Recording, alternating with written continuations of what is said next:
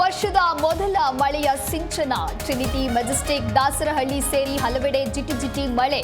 ವರುಣಾರ್ಭಟಕ್ಕೆ ವಾಹನ ಸವಾರರು ಹೈರಾಣು.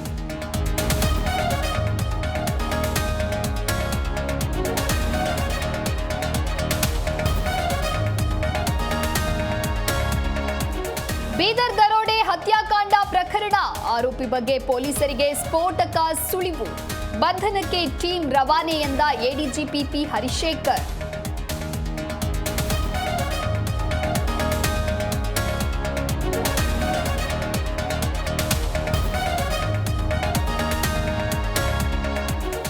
ಜನವರಿ 21ರಂದು ಬೆಳಗಾವಿಯಲ್ಲಿ ಕೈ ಸಮಾವೇಶ.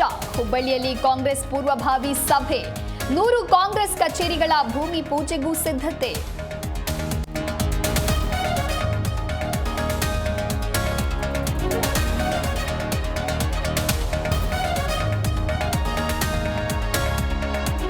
ಬಿಜೆಪಿಯಲ್ಲಿ ರಾಜ್ಯಾಧ್ಯಕ್ಷರ ಚುನಾವಣೆ ಸಮರ.